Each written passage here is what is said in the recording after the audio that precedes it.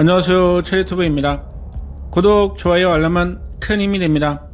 오늘은 이라크가 대한민국에 주문한 천공투를 내년 초부터 도입할 것이라고 밝히면서 중동에서 사우디 아랍에미리트에 이어서 이라크까지 빠르게 대공 요격 미사일을 전투 배치할 것으로 알려진 가운데 러시아의 무인기 위협이 높아지고 있는 유럽에서도 천공투가 빠르게 주목을 받고 있습니다. 이러한 상황에서 국내 언론에 LSM 요격탄이 처음으로 실물이 공개되면서 생각보다 대형 미사일로 개발되는 것으로 알려져 사드를 대체할 수 있는 요격 무기 체계로 전 세계적인 주목을 받을 것으로 예상됩니다. 방위사업청은 최근 LSM 기본형 개발에 대한 완료를 선언하면서 곧바로 LSM2를 개발하기로 결정했으며 수출 대박이 터지고 있는 천공2에 이어서 천공3까지 개량하는 사업을 본격적으로 추진하고 있습니다. 여기에 한국형 아이언돔인 LAMD까지 빠르게 개발되고 레이저 대공무기 체계도 중동 국가에 제한되고 있어 대한민국의 대공요격 미사일 분야에서 빠르게 주목을 받고 있습니다.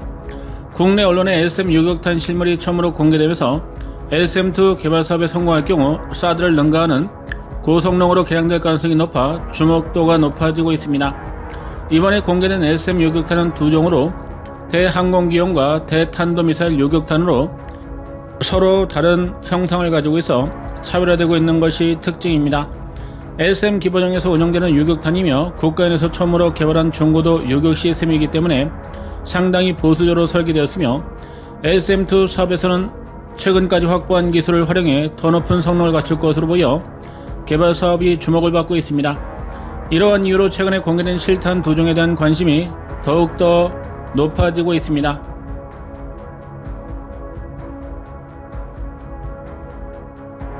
LSM 기본형은 두 종류의 요격탄을 운용할 수 있으며 한 개 포대에서 서로 다른 요격탄을 혼합해서 운용할 경우 다양한 표적에 대한 공격 능력을 제공할 것입니다.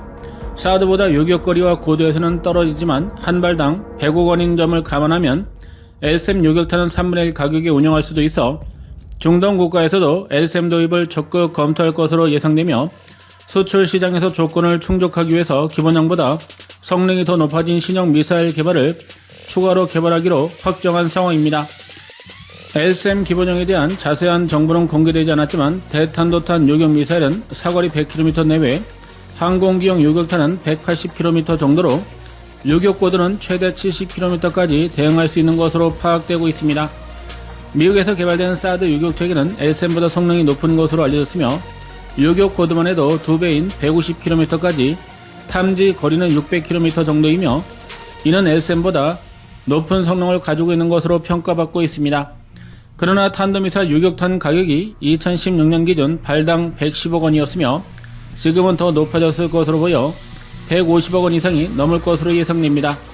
이러한 이유로 중고도 이상의 요격 체계를 도입하려고 하는 중동이나 유럽 국가에서 사드를 도입해 배치하기가 부담스러우며 사우디와 아랍에미리트가 사드를 일찌감치 도입해 운용하고 있지만 정치적인 영향으로 가동이 어려워질 수도 있어 대한민국에서 개발한 LSM에도 추가로 관심을 높이고 있습니다.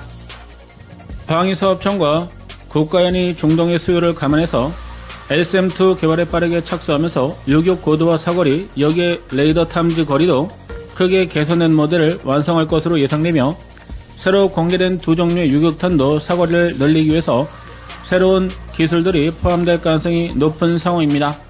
이번에 공개된 항공기용 요격탄은 천공2와 비슷한 형상을 가지고 있으며 2단의 로켓으로 고도보다는 장거리 표적을 격추하는 데 특화되어 개발되고 있습니다. 여기에 대탄도탄 요격탄은 3단 로켓으로 단분리가 가능하며 상부 노즈콘이 분리되는 방식으로 적외선 C코를 노출시켜 킬 비클이 탄두를 직접 타격할 수 있도록 구성되어 있으며 높은 고도에서도 작고 빠르게 움직이는 표적탄 제거가 가능하도록 개발되었습니다. 그러나 기본형에서는 처음 도전 이후 중고도 이상의 요격 체계를 큰 리스크 없이 완성하기 위해서 레이더뿐 아니라 두 종류 요격탄도 성능을 보수적으로 설계한 것으로 알려져 LSM2에서는 성능이 더 높아진 ROC를 적용할 것으로 예상됩니다. 여기에 중동 국가에서 필요로 하는 성능을 확보하기 위해서 빠르게 후속 모델을 개발하기로 결정한 것으로 예상됩니다. 항공기용 요격탄은 탄도미사일 요격탄보다 전장이 짧아 비싼 전장으로 확대할 경우에 사거리를 2배 이상 확대할 수도 있어 300km까지도 적 전투기 요격이 가능할 것으로 보입니다. 이러한 성능 개량은 우리 군에서도 필요한 조건으로 러시아와 중국이 한반도를 위협하기 위해서 장거리 비행이 가능한 폭격기 전력을 수시로 침투시키고 있으며 중국의 경우에는 대형 스텔스 폭격기까지 자체 개발하고 있는 것으로 알려져 장거리에서 파괴할 수 있는 요격 체계가 필요하다는 분석입니다. 새로운 항공기 요격탄은 일단 로켓의 추력을 더 확대할 수 있으며 비추력을 높일 수 있도록 내부의 특수한 격벽 구조로 만들고 고체 로켓의 산화제 분말가루를 추가해 빠른 속도로 목표 거리까지 도달할 수 있도록 개량할 것입니다. 탄도미사일 요격탄의 1단 직경이 더 크기 때문에 비슷한 크기로 직경을 확대할 경우 사거리 300km까지 마하 5 이상의 속도로 비행이 가능해 발사 후 몇 분 내에 표적을 제거할 수 있을 것입니다. 시커의 성능도 크게 개량할 것으로 보이며 레이더 탐지 장치의 범위를 넓히고 탐지 거리를 늘려 어떠한 표적인지를 빠르게 판단할 수 있으며 지향성 탄두를 장착해 표적의 파편탄을 집중할 수 있는 기술이 추가로 적용될 것입니다. 항공기의 경우 직격 탄두보다는 파편 탄두가 더 효과적이며 빠른 속도로 비행하는 순항 미사일이나 대형 무인기를 하나의 미사일로 운용할 수 있어 이러한 방향으로 개량이 추진될 것으로 예상됩니다. 고체 펄스 로켓 모터로 비추력을 늘리고 시커 성능을 개선해서 다양한 표적에 대한 대응 능력을 확대하며 양방향 데이터 통신을 적용해 어떤 표적을 포착했는지 타격 여부까지 실시간으로 확인할 수 있어 요격탄을 효율적으로 배분할 수 있어 더 많은 공격이 동시에 들어와도 대응 능력을 높일 수 있을 것으로 예상됩니다.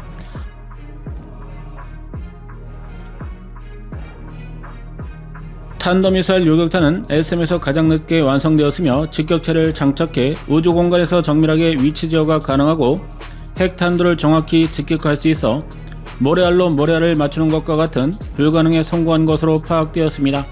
공기 저항이 없는 우주에서 북한이 발사한 핵탄두가 분리될 경우 비행 속도는 마하 10 이상의 초음속으로 궤도를 비행하며 대기권으로 진입할 때 더 가속되기 때문에 미국과 이스라엘을 제외하고 이러한 탄두를 정확히 직격할 수 있는 기술을 개발한 것은 대한민국이 처음으로 개발하는 데 성공했습니다. 그러나 급진적인 기술을 적용하기에는 어려웠으며 성능이 검증된 군사기술이 사용되면서 요격 고도를 높이는 데 한계점이 있었으며 레이더 출력에 맞게 개발되면서 사거리 또한 제한되었습니다. 요격 시스템이 고성능을 발휘하려면 레이더의 성능이 뒷받침되어야만 하기 때문에 SM 레이더도 장거리 탐지 능력으로 새롭게 개선될 것입니다. 이스라엘이 미국과 협력해 완성한 에로3 요격체계도 탐지거리 1000km급 그린파인 레이더와 연동이 가능하도록 완성했듯이 SM2 레이더도 자체적으로 운영하는 레이더뿐 아니라 중앙방공 통제 시스템에서 운영하는 장거리 탐지 레이더까지 빠르게 통합할 것으로 예상됩니다. 이렇게 될 경우 기존보다 요격거리를 2배 이상 늘리는 것이 가능하며 동시에 추적할 수 있는 표적 개수가 크게 늘어날 것입니다. 레이더 탐지거리가 늘어나고 동시에 표적을 추적하는 요격탄을 유도할 수 있게 되면 요격탄의 성능이 높아져야만 하기 때문에 대탄도탄 요격탄도 개량이 필요할 것으로 예상됩니다. 1단은 이미 대형 로켓으로 제작되어 그대로 사용되며 2단의 직경을 1단처럼 크기를 확대하고 3단을 2단 직경으로 키울 경우 150km 이상 높은 고도까지 빠르게 진입할 수 있다는 것입니다. 대탄도탄 요격 미사일의 경우에는 사거리보다는 높은 고도까지 얼마나 빠르게 미사일이 진입할 수 있느냐가 관건으로 러시아는 이러한 성능을 확보하기 위해서 극초음속 로켓을 1단에 적용해 발사와 동시에 순식간에 우주로 진입할 수 있어 대륙간 탄도미사일 공격에 대비하고 있습니다. SM2가 빠르게 완성되면 중동 국가들 뿐 아니라 유럽에서도 수출이 진행될 것입니다. 현재 이스라엘이 개발한 에로는 미국이 개발비 50% 이상을 부담해 사실상 미국의 허락 없이는 도입이 불가능하며 이스라엘이 자국 방어를 위해서 만들어온 것으로 알려져 유럽에서 대량으로 수입하기가 어렵습니다. 그에 비해서 사드 체계가 유명하지만 미국과 외교 관계가 악화되면서 유럽이 쉽게 도입하기가 어려우며 요격탄 가격이 상상을 초월하는 수준으로 높아져 이를 감당할 수 있는 국가가 적은 것으로 예상되고 있습니다. 러시아가 개발한 S-400 요격 시스템이 그나마 사드와 견줄 수 있는 무기 체계이지만 터키가 도입한 S-400이 부품 부족으로 빠르게 노후화되고 있는 것으로 알려져 정치적인 문제를 극복하더라도 다른 국가에서 도입해 운영하는 것이 어려운 상황입니다. 러시아는 최근 터키에게 자신들이 판매한 S-400을 다시 사들이겠다고 제안한 것으로 알려져 우크라이나 전쟁으로 자신들이 운영할 방공 시스템까지 부족한 상황입니다. 이러한 이유로 대한민국이 개발한 LSM에 대한 주목도가 전 세계적으로 높아지고 있지만 보수적인 ROC를 적용한 기본형이 아닌 새로운 기술이 적용될 LSM-2에 대해서 관심을 높이고 있다는 것입니다. 최근에 공개된 LSM 요격탄 실제 모습이 상당한 수준으로 공개되면서 개량형에서는 미국, 러시아, 이스라엘이 못지않은 성능으로 확대할 수 있을 것으로 보여 주목받고 있습니다. 국내뿐 아니라 중동 국가에서 요격체계에 대한 수요가 높아지면서 천공이 아닌 이보다 한 단계 위급인 LSM-2와 후속 개발 사업이 빠르게 주목을 받고 있습니다.